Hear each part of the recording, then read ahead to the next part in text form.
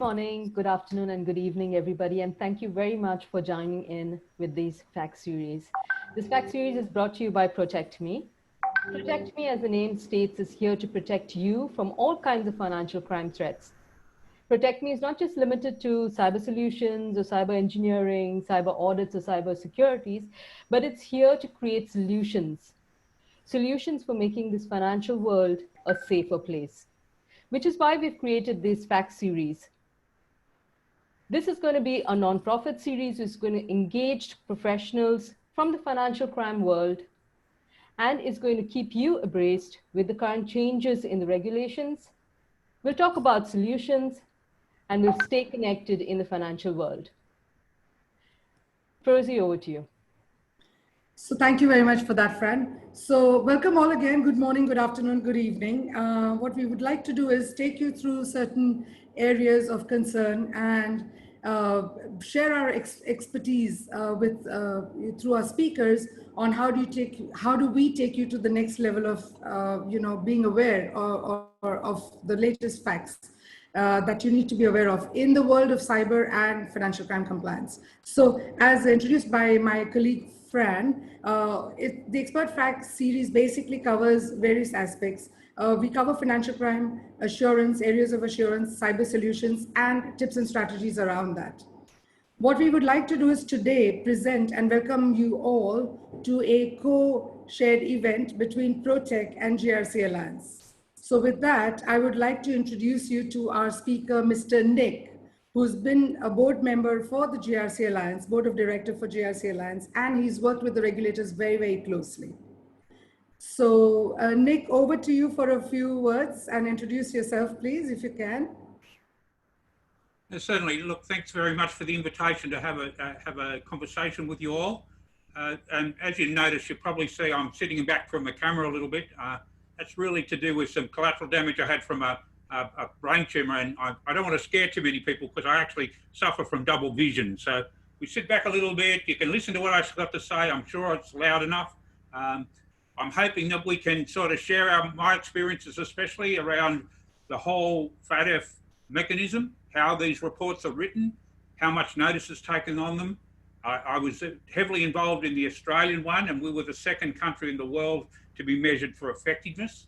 And I think you'll find through our conversations today that that one of the biggest concerns that FATF have with the UAE report is around the effectiveness aspect, not necessarily the compliance and the law. I think that that's quite solid, but I think one of the issues that we need to work through today is what is meant by the effectiveness.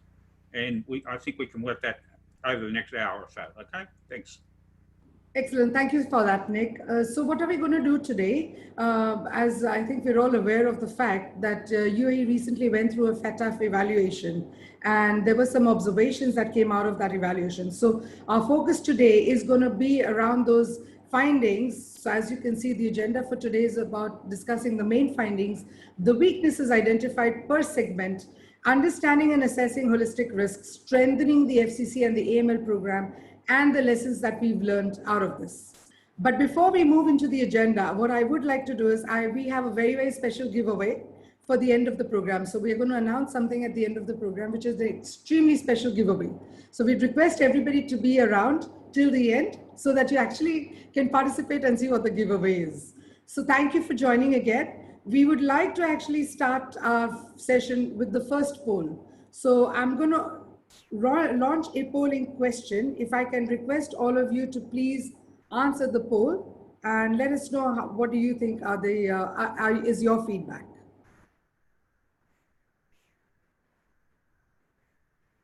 So the poll is on. Please feel free to answer the questions.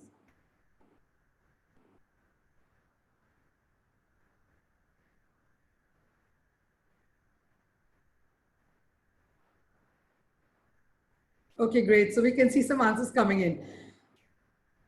Fantastic. So we've actually asked two questions. How impacted was your organization by FATF mutual evaluation report results? So I think we had about 25. Okay, answers are still coming in. Excellent. Good, good, good. All right. Okay. Okay, good. Keep those coming in. Keep those coming in. Very good. So we've got about 25% of people who said that they were not impacted, but 75% said somewhat impacted. So we need to update ourselves on the AML program. So that's fantastic. Thank you for the honest feedback. And the numbers are going up. So good. For the second question, were the identified shortcomings expected by the industry? So 36% said no, it was in line with the expectations. 36% said somewhat surprising, as new typologies and risks have been highlighted.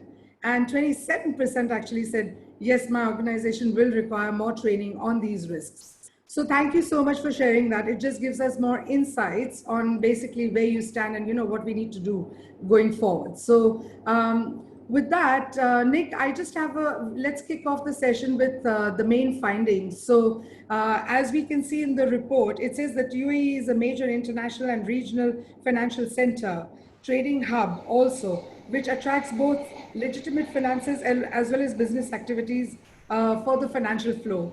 What do you think is your view on that particular area of FATF observation? It's quite, I want to make sure that everybody's very clear that the undertakings of FATF, the system that you have to go through to get the reports in place, and the work that actually needs to be done is very, very extensive. As a matter of fact, it opened my eyes when we did the Australian mutual evaluation. It was effectively 18 months of my life that I will never get back.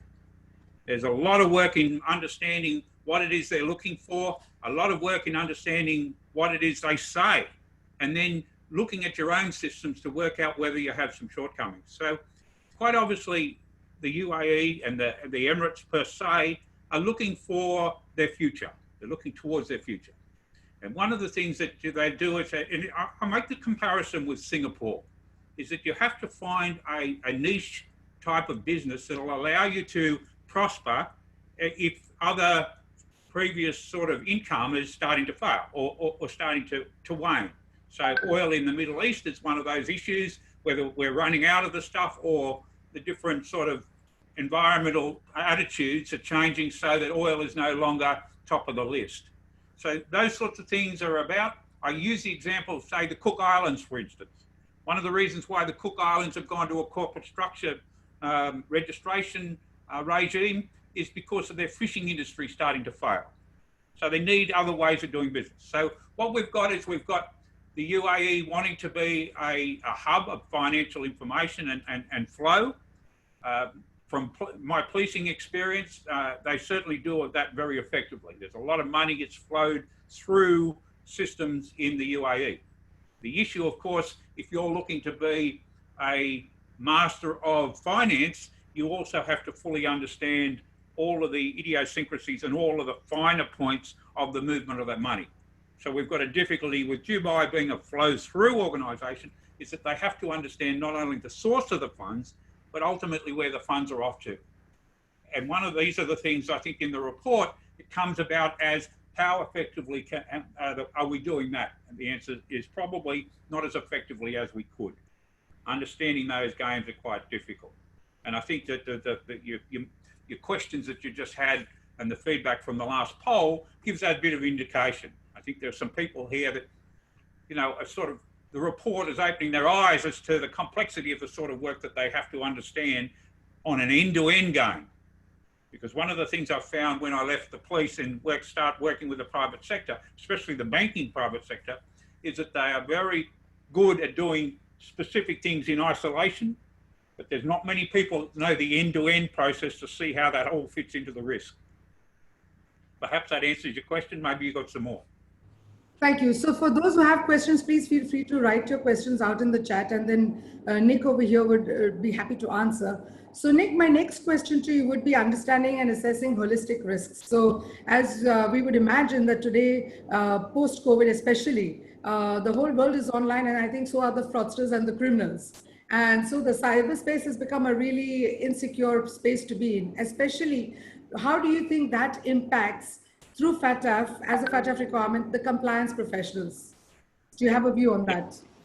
Yes, I do. So what we're talking about in UAE is not only a financial hub, but an electronic financial hub, right? They want to stay online. They want to be electronic in their terms. Now, one of the things you've got to understand when you start digitizing everything is that the information moves that much quicker. So it's an instantaneous process that you have to have a vision on and have to understand length to length. So the more you get interdiction, the more you get disruption along your supply chain, whether it be commodity or the finance side of the house, the more you have to understand your risks, because you won't have time to ponder. You really have to understand as it happens right away, because by the time you've pondered, it's moved on. And at the end of the day, you could be stymied pretty badly from that risk exercise. So this is why I say, if you're going to take on an electronic database, electronic systems, and we all know that the world is being digitized at an extremely high rate. And since the pandemic started, it's even getting twice as busy. There's more and more stuff going onto the digital hub, and that's why you're seeing a hell of a lot more cybercrime and issues like that, because there are more people coming on through systems that aren't as robust as they may have been when everyone was working out of an office, because most people now are working from home. And probably the issue that Irina's having around IT stuff, is one of these examples of things can go wrong. And as a consequence of that, how do you deal with the data that you have, the security that you have, and more importantly, the understanding that you have in relation to that particular event that's occurred. My view of the world is that just looking at a transaction nowadays is yesterday's news. It will not tell you anything about your risk. You have to bring in other sets of events, more non-financial, around purpose, around motivation, around source. All of those sorts of issues are the things you need to know. And getting back to the point that I make right from the start, you don't have much time to understand that in that flow of that information and money flow going through. Excellent. Fran, over to you. Nick, do you think the UAE also struggles with close proximity to sanctions, or is that one of the issues that Dubai and the UAE seems to be facing? Oh, very much so. All right. So you're sitting just outside the core region of all the issues that you've got, right? In relation to sanctions, in relation to terrorist financing, across all the troubled regions. So it's difficult to do that sort of activity, even criminal activity and terrorist financing activity in the troubled zone. You actually need to step it just a little bit away, but close enough so that you can make those movements fairly free. And one of the issues that Dubai has is it's a very central hub too. So if I want to talk to somebody face to face, then Dubai is a beautiful place to go to, because you're not traveling like Australia. You've got to travel 6.5 hours before you even get offshore. But in that area, especially some of those conversations that need to be done face to face for security and make sure you don't get locked up, it's easy to come in there and have those conversations. It's easy. They've got very, very secure processes in place across that, and their understanding. You've got a situation where they can move freely. It's a very, especially Dubai, you move around very freely there. And so they're the sorts of additional risks that the centre has when it comes to financing and financial transactions. Okay. So Nick, I had another question. So as you mentioned, Dubai is a very trading hub, right? There's not much manufacturing, but it's also a hub to transition, for the funds to transition from one jurisdiction to the next. What do you think are the most riskiest industries here? So the ones that we need to focus on, because we have a lot of attendees over here who are from the financial institution, obviously, for good reason. And so what is the area of focus for them that they need to now, going forward, look into and be more vigilant about? Yeah, well, again, you've got a situation where the country in the past decided that it has to build its understanding and build its wealth through other mechanisms. So one of the problems, or maybe someone won't consider it problems, one of the issues that I have through the work that I did for FATF around typologies on trade-based money laundering, all the rest of it, is that it has quite a number, and it has the biggest free trade centre in the globe, right? So there's a lot of free trade zones are a real red flag to all sorts of trade that goes on because of the circumstances in that particular zone itself. So you've got financial institutions working in Dubai that are dealing with those free trade zones, and that particular relationship has to be fully understood. All right, if it's not understood, you're going to get sort of issues around what we've just talked about there with free and around sanction type exercises. You're going to get it around trade-based money laundering in relation to a way of moving finance and stuff like that. The other couple of major areas, and I did a project for FATF on the vulnerability of the gold market to money laundering. And Dubai has the second biggest refiner of gold in the world as one of its companies. And there is significant amounts of intelligence, both confirmed, so actionable intelligence, and other scuttlebutt that talks about conflict gold being one of the big issues that Dubai has to settle and try and understand, right? Behaviour of refineries in relation to the global movement of value is something that also needs to be fully understood. Because if you look at it, the gold market is actually 1.5 times the size of the fiat market, the cash market. So you can move value in gold a hell of a lot easier than you can in the fiat market. And the issue is that the management, the FATF looking at the gold process is nowhere near as comprehensive as people looking at the cash. Correct. So you've got that situation. You've got a situation also where in the past there's been a sort of open arms welcoming of investment in country, yes, right, for real estate, and it's a good place to be. But I believe, and having a look at the recent times, I think that circumstance is changing quite significantly, right? So I'll give you a couple of examples. Just recently, you might have read in the newspapers of this guy Hush Puppy, the Nigerian that was doing the cyber stuff, or especially around business compromise. Okay, the authorities acted very decisively in that process, put him on a plane and sent him to the United States, and seized a whole heap of assets in this country. And this is what I was saying when I first opened up, in the introduction, is that the financial institutions in the region are going to have to start fully understanding that, one, the framework that for AML is comprehensive in the region. All right, they've done a good job with that. You'll see in the report that FATF have not blamed them or have not sort of taken too much bark off the situation in relation to the framework. So all the law is there. Another thing I can tell you, I've been dealing with UAE authorities since the early 90s. So I know them quite a bit. And I can also tell you that they're very well trained at what they do. They get a lot of training. The issue that we're having and the discussions that I've had with them, and it's starting to move forward now, is that their level of confidence to actually act on the training that's been given them. In the past, it's not been the confidence. So they think they know what they're doing. They just haven't been confident enough to move forward with it. I think you're starting to see a lot more of that now. You're starting to see them act on people that are criminal elements that are using the Emirates as a base to do their worldwide stuff because they think it's a safe haven.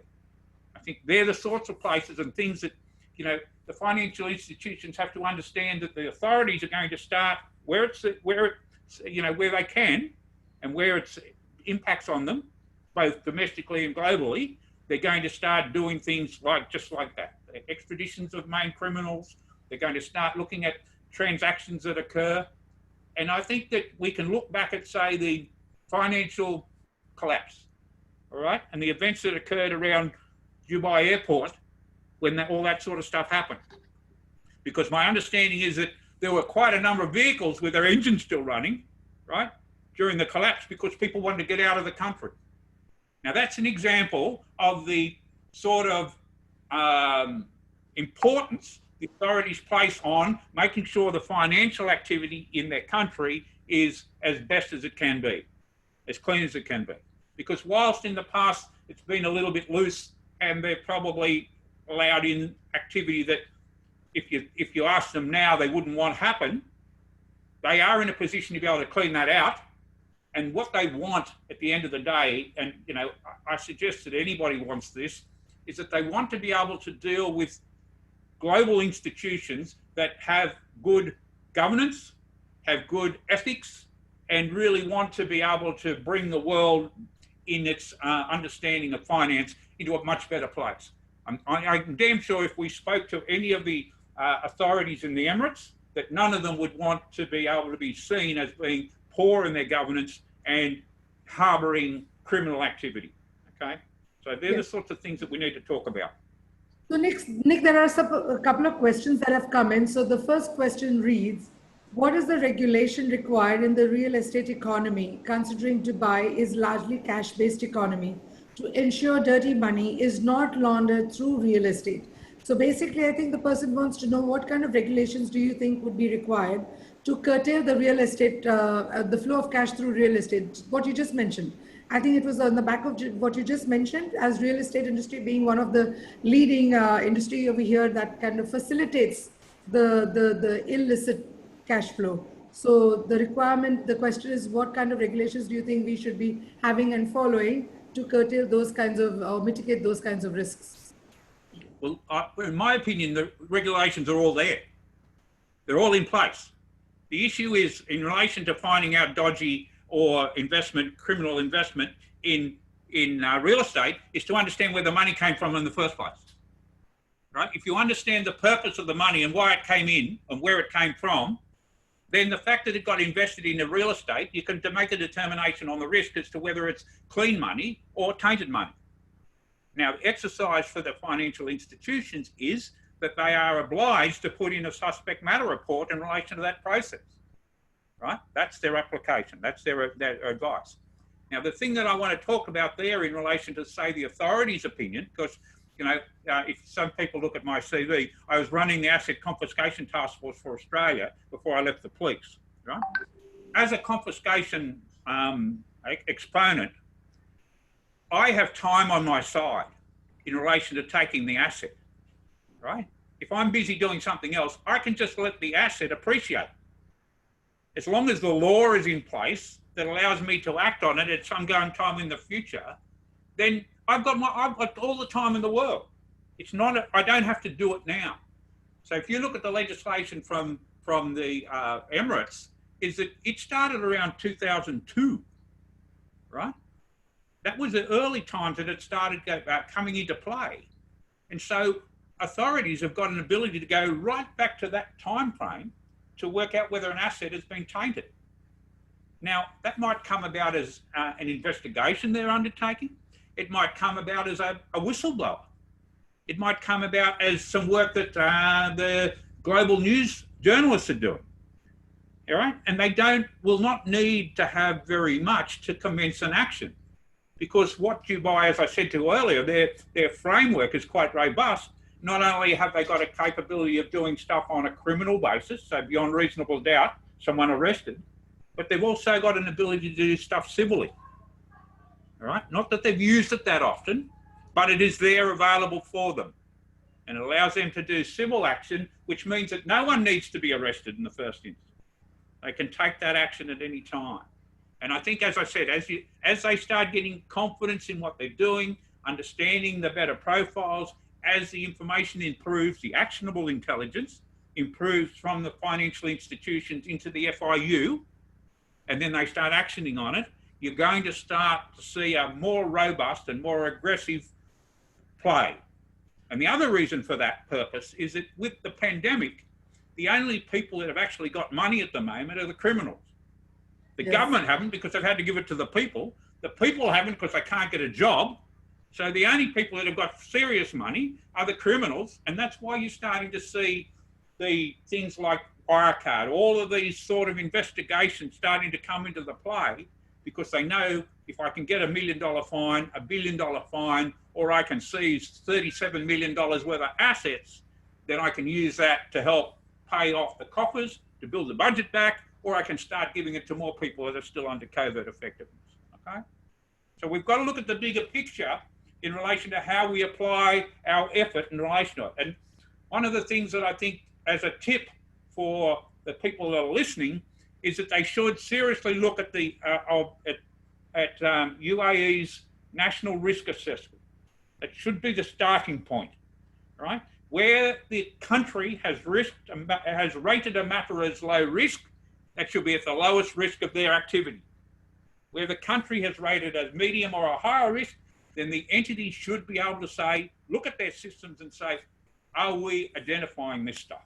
And if we're not, then mate, it's a matter of time, because someone from the FIU or the compliance guys are going to come in and fine them. True. Okay. Fran, over to you for the next question. Nick, what would be your advice in dealing with charity organizations, whether as a company or whether just when we go into a supermarket and you find these small little kiosks that say, okay, this is a charity organization, can you give us a dirham? In around the Middle East?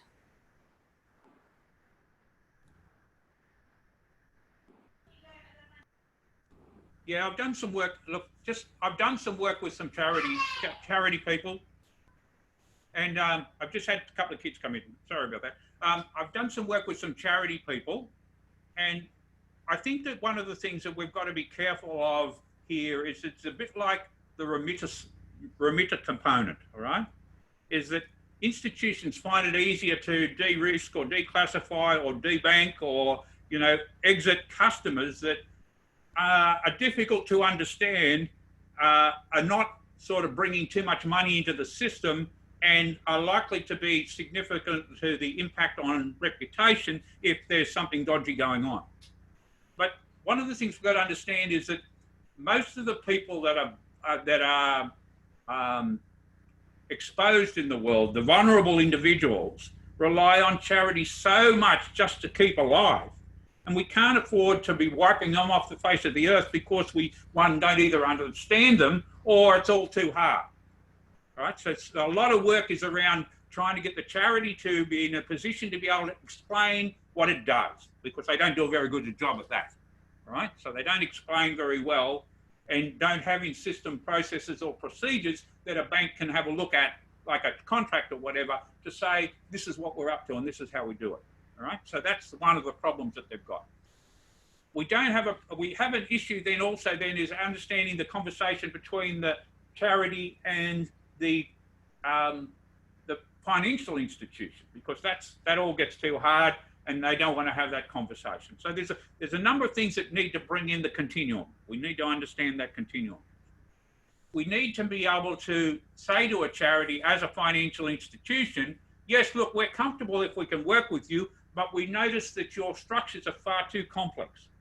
Do they actually need to be as complex as what you've made them? Yes, no, maybe. All right, so we can clean up the complexity, because the more we can clean up the complexity in the structures, the more likely we're able to present through more transparency the information that we're looking at and the risk that is or does or doesn't exist. Okay, so they're the sorts of things that the institution needs to, in the back of their mind, understand. Do I understand what this charity is about? Do I understand in relation to what they're trying to achieve?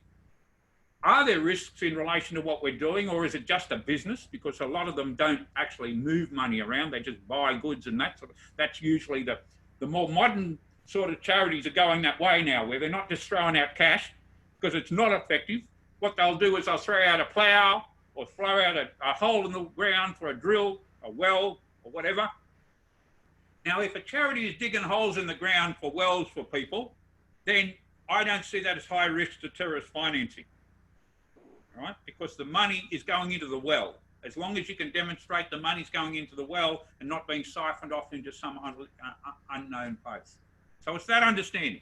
It's understanding across the continuum, which we continually go on with, because from a law enforcement point of view, an outsider looking into financial banks, that's where most of the training actually needs to happen.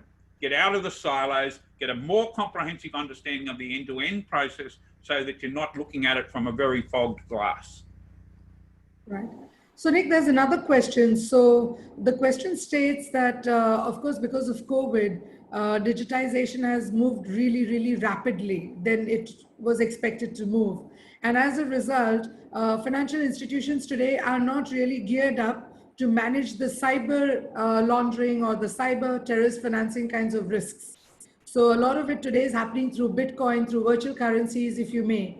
And how do you see the financial institutions strengthening their FCC and AML programs related to the cyber risks for, in the FCC world, which is either cyber laundering or cyber terrorist financing? How do you expect the financial institutions to gear up to that kind of a risk?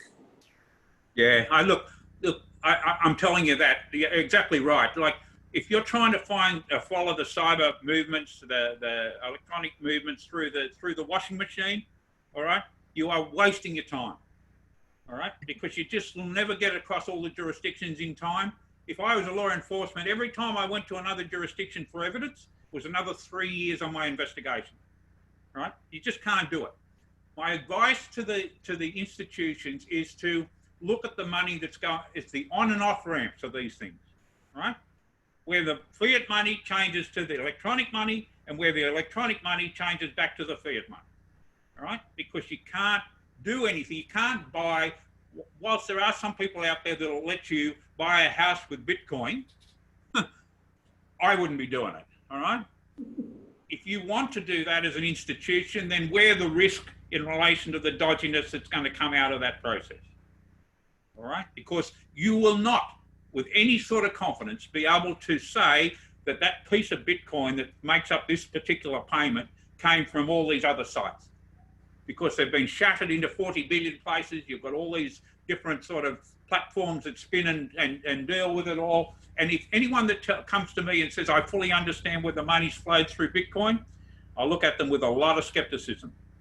Because yes, you can track it down if you've got 15 years to keep going back through the journal, all right? But unless you want to do that, and it's a matter for you, the important thing is, where is the money going to change into an asset that the criminals can actually use? Because understanding all this is about the finances of organised crime.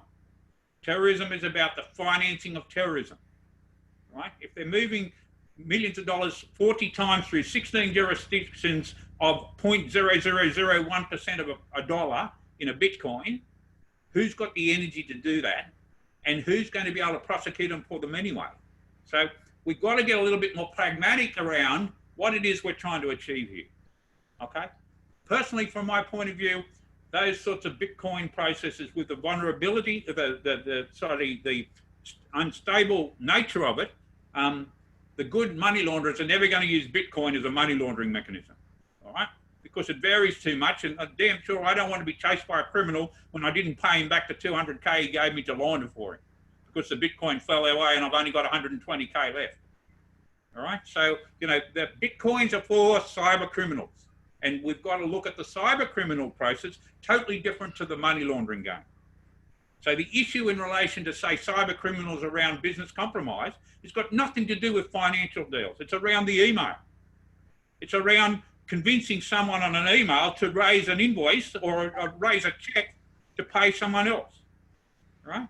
So we've got to understand what's the driving initiatives and what's the methodologies used by the different criminal groups and how they go about doing their stuff. Don't try and apply a money laundering technology or solution to cyberspace, right? Because it won't work. Don't try and do a gold value movement, gold for money type process on a fiat bulk cash. It won't work. You have to understand the idiosyncrasies of each of these activities and then work out whether you've got enough cover to understand what's going on end to end. Thank you, Nick. So there's another question that has come in. With the increase on digitization, how can financial institutions deal and have control with third-party related transactions and transactions done on behalf of another individual? This is one big headache for the regulators with the regulators. So, very much so. And unfortunately with regulators, they're a bit like police. They'll only tell you when you're in trouble when you see them with their gun out, all right? Other than that, you don't know you're in trouble. So the regulators are a bit the same. When you ask a regulator, well, how far is far enough? They'll always tell you, when we come and start giving you fines, then you've gone not far enough, all right? So I totally agree with you. And the issue that we've got as we become more digitized and things become quicker and the ability to fracture stuff becomes much easier, you start needing to go outside your own sort of comfort zone and your own understanding of data and start seeking information from other sources. So, you know, trade-based money laundering, as far as I'm concerned, is the only way to do business. And I'll tell you this why, because I was doing some work, I did a hell of a lot of work with Austrac, the FIU in Australia. And what the FIU was starting to notice is that individuals were using excuses for the movement of money, for instance, as the death of their grandmother. They're paying for a funeral for their grandmother. But when you start seeing the 13th excuse from the same individual that his grandmother's died and he's paying for it, it starts getting a bit suspicious, because how many people have got how many grandmothers? So why the crooks have moved into the money laundering space is that if I'm a company that wants to move money and I'm using a box of tomatoes as the excuse to do it, how many boxes can I move? It's going to look suspicious. I can move 300 or 400 an hour for the rest of my life if I'm in the tomato business. And so I don't need to keep coming up with different excuses. So they're the sorts of things, a third-party process. You know, why go and try and find somebody on the street that's prepared to do the work as an individual for you and keep their mouth shut, when you can open up a corporate structure where nobody even knows they exist? And then you look at somewhere like, say, Malta, for instance, where you don't even need a name to open up a corporate structure. You can use another company. And you look at sort of databases like Bureau van Dijk, who are the aggregators of data around the world, and you find a company is the director of 64 other companies. Now, under that structure, if I do one invoice to, say, $10,000 from the first company to the second one, and I'm the owner of all of them, by the time I've hit the 34th company, I've actually laundered over $1 million on invoices. Right? That's only halfway through the game. Now, how many invoices can I do? Well, maybe 20, 30 an hour. So there's a lot of money can get moved in a very short period of time with no difference looking at it than yesterday or the day before. And when you look at it, even nowadays, an individual that moves, say, $10 million, right? Even if it's a multi-millionaire, will raise some suspicion somewhere. Why is it so, right? But often I'm seeing companies that have been commenced and been running for a week that move $10 million and no one's even asking the question. You know, there's been no other transactions and all of a sudden $20 million goes through the system and they've let it go. You know, they're the sorts of understandings of behaviour that we're talking about, not the transaction itself, because if you look at that transaction of 20 million on that day, it means diddly. It looks like a company to send to another company. They look like they're in the business that says, all right, yeah, $20 million is not such a big deal. But if you look at the circumstances around it, the time frames around it, then you'll find, well, how come they've never done anything and they haven't done anything since and that was a one-off? All right, that looks suspicious.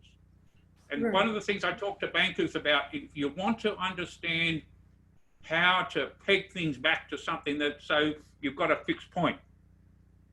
Identity is not a fixed point. You know, I've used probably 60 names in my lifetime and undercover capacities and all sorts of stuff, right? So an identity process is not a fixed point. The only true fixed points in activity is, well, there's three of them probably. One of them is by default of the fact that we have gone into electronics, and that's IP addresses. That's a good one, all right?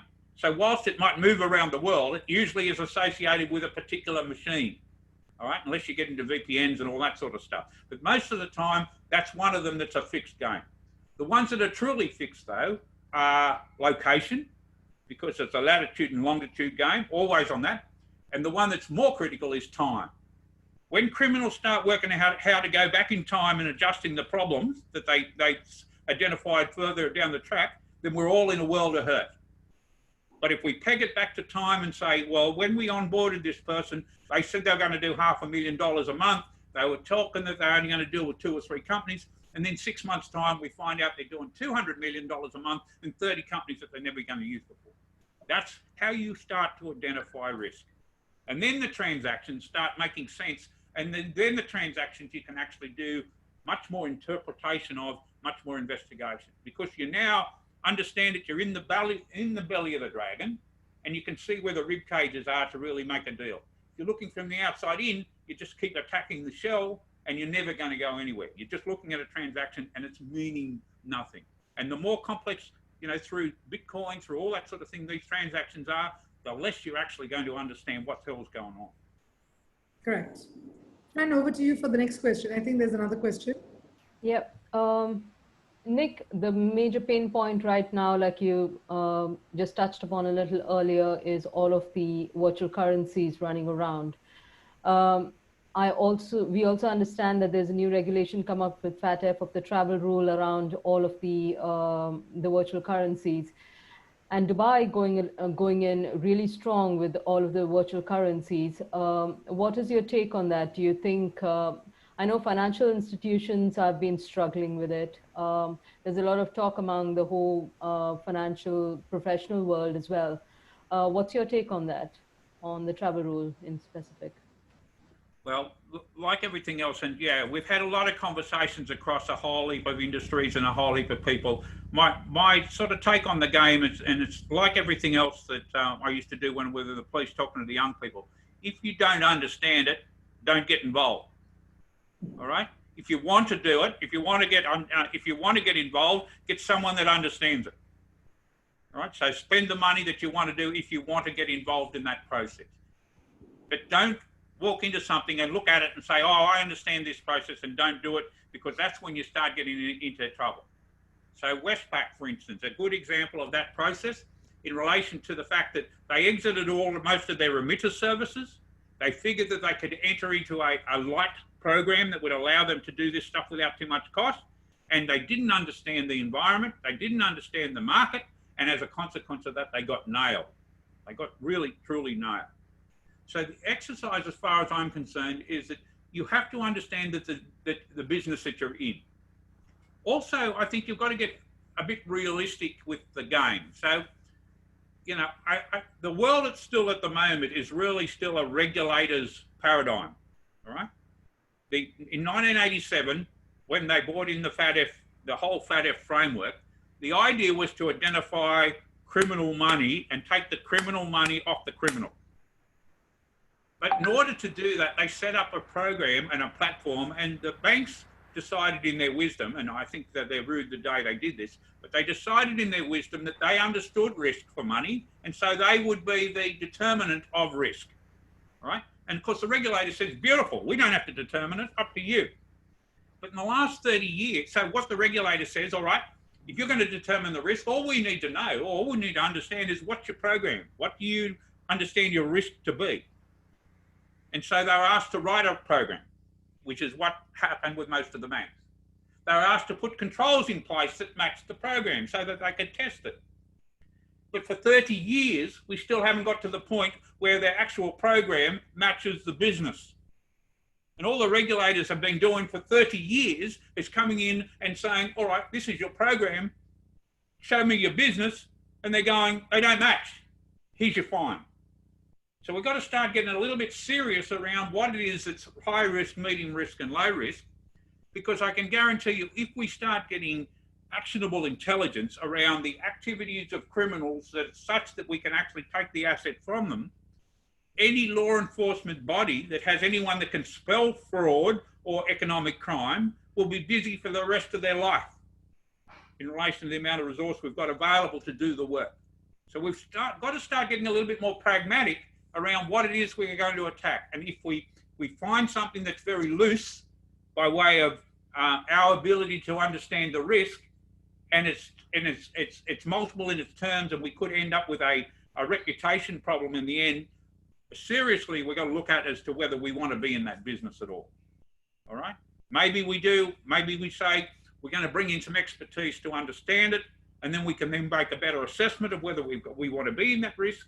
But half the things that we've got a problem with, and I think this is why the GRC Alliance was pulled together for it. This is why you do the training was around it, is to try and get the people away from the little sort of silo they're looking at, because they're too busy all day to look up from their spreadsheet to see what's going on down the road, and start getting a bit more global across the platform to understand the risks across end to end.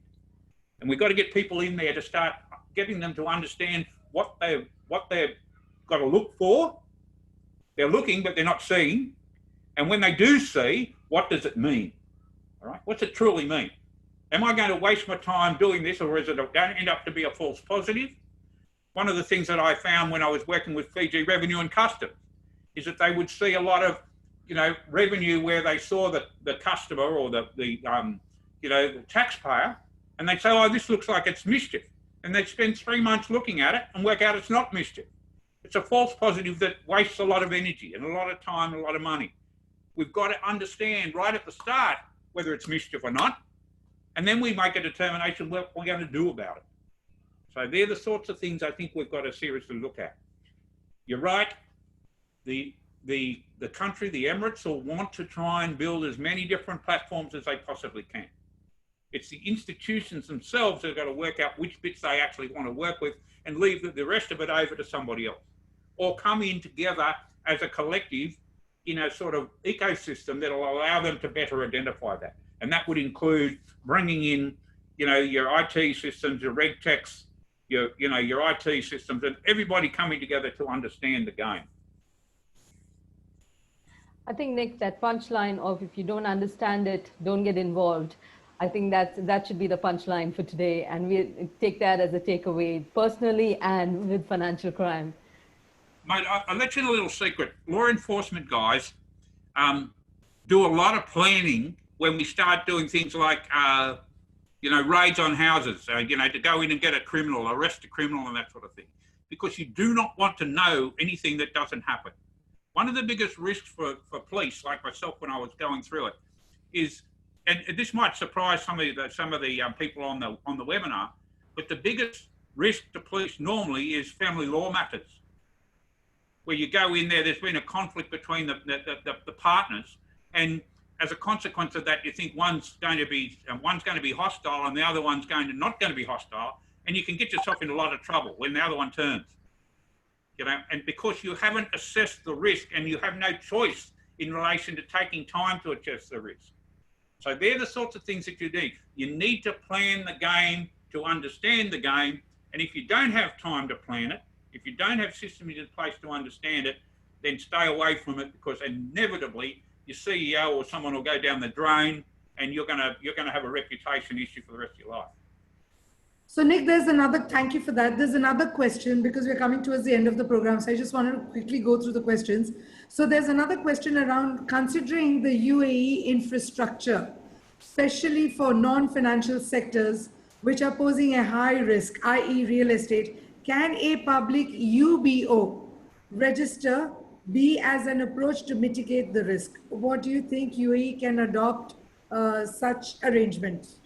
So I think I think so. UBOs over here in the UAE. That's right. My understanding is that there's something like 16 different registers, all right, for entities and stuff like that. What needs to happen is that those registers need, and like UAE is no different to the rest of the world. Like the UK have still got something like 300,000 companies that still don't know who the directors are or who the beneficial owners are. So it's a major issue, but we need to get transparency into this non-financial information that's absolutely essential for you to understand the risks that you're dealing with. So my view of the world is, and I've said it many times, is that I think personally under this whole framework as it currently stands, and maybe that's why FATF is looking at how they're doing the whole thing, is that most institutions have got both hands tied behind their back and both legs tied to the chair. And they're still expected to do all this sort of stuff that half the time is information that they've never had any sort of engagement with, and the whole time they've known banking. It's police information that they want nowadays. It's the stuff I can give them, the understanding I can give them from outside, not the financial stuff. It takes them nowhere because the criminals get the best advice the same as everybody else. Have no fear that the list that you're using as a tick box to make sure everything's done, the crooks have got the same list. And they spend their time testing to see if you've changed your list. And if they figure you've changed your list, they'll work out what you've changed it to, and then they'll get more information the way they go. They are exposed to the same people that are giving advice to the financial institutions. Don't ever underestimate the tenacity of organised crime to find out what's going on. And there's hundreds of stories. The next time we have a webinar, mate, I'll give you a few stories on relation to how some of that was about. It's quite fascinating. Thank you for that, Nick. So there's another question on the FATF evaluation report that has come out, where they've mentioned specifically about the understanding of the UAE on the risk, holistic risk of money laundering, terrorist financing, and the whole works. So they're just talking about the actual understanding, because in my view, when I speak to financial institutions from the training aspect, a lot of them apparently are in the mindset that we are where we need to be. However, the FATF report does not actually indicate the same kind of response, where they're actually showing a concern about their understanding on the risk. Would you be able to shed some light on that, please? Yeah, so the conversation, I've had the same conversation in India, where the Indian FIU kept the information about the national risk assessment only to financial institutions. I personally don't think that's a good way to go. I think everybody should understand it. The whole country should be given a copy of that financial risk, or the risk that FATF has taken on, right? So that everybody knows, right? Now, one of the things that I read in the report, and look, we were exposed to the same problem when we're trying to convince the reporting agencies that came and reported on Australia. What we're trying to tell them that was our best way of being able to deal with money launderers in Australia was to do by way of disruption, not by way of criminal conviction. But the FATF rules are written because they were written under US regime right from day one, and the US like conviction-based statistics, not disruption-based statistics, right? So we're trying to convince them something different. My understanding of what's written in the report is that they have some concern that the UAE methodology in formulating the national risk assessment wasn't as robust as it could be, right? So whilst it came out with an end result, was the mechanism that actually built the to the end result as robust as it could be in the opinion of FATF. So we've got to be a little bit careful there in relation to what we're saying, because the regulator FATF and the reporting agencies have got a different opinion in relation to the strength. It might be that the financial institutions are actually working to the financial national threat assessment that currently exists, because they see it, right? But there's got to be probably a broader discussion going around, is it actually a true representation of the risk in country? Okay? And that's another argument altogether. Right. So, Nick, we have a couple of attendants who've raised their hands. I think they have a question. So I'm just going to allow them to talk. So I think we have a Robert Okari on the line. I think, Robert, you've raised your hands. I don't know where you're gone. Okay. I think Ajit has raised his hand. So Ajit, I've unmuted you. Do you have a question that you want to ask Nick? Ajit, would you like to ask a question? Okay, so we had Ajit and Robert who had actually raised their hands. I think they had a question. So for those who have a question, please feel free to write in the chat if you want. But in the meantime, Nick, there's, I think, one last question. Then before we end, the last question is if you can very briefly give us an overview on under and over invoicing. So I think there's been a question saying if you can very briefly just give us a high level overview on under and over invoicing. I think you mentioned something about the tomato example, probably somewhere around that. Maybe the person needs more clarity. Yeah, okay. So under and over invoicing is a technique of being able to move the value which way, one way or the other.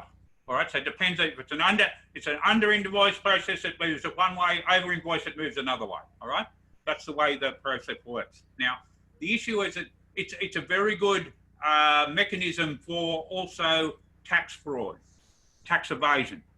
All right, because if you're over invoicing in the process, you can make a few statements about it. If you're under invoicing, it makes other statements around.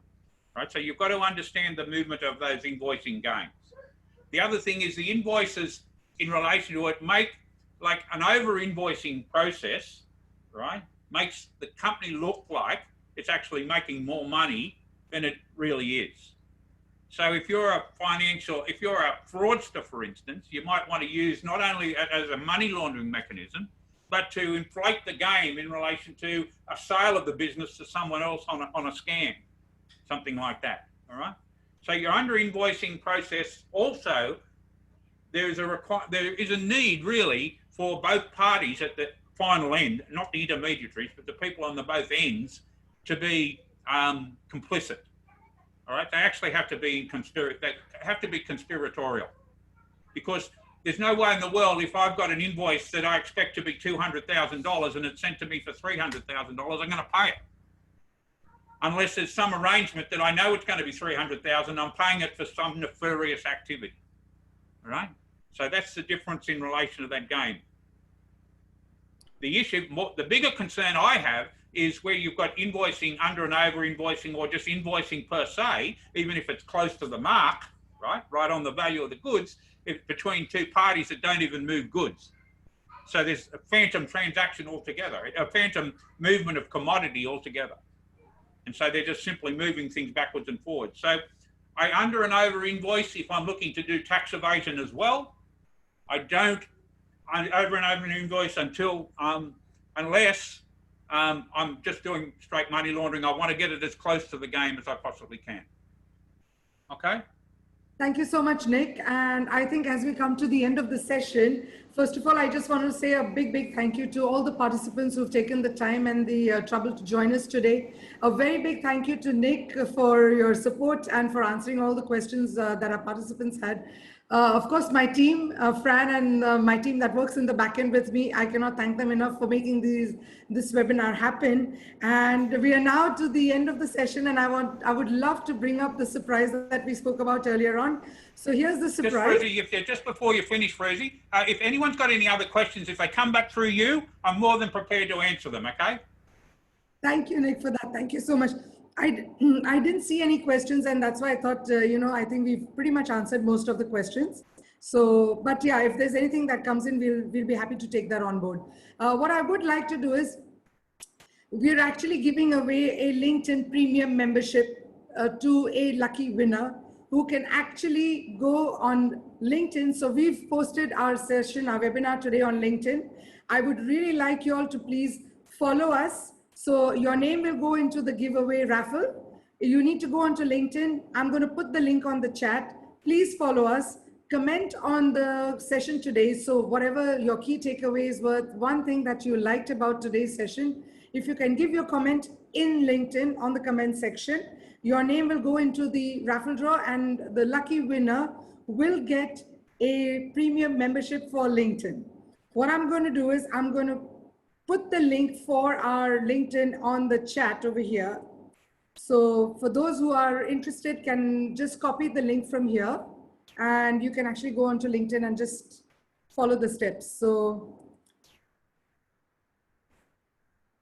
there it is.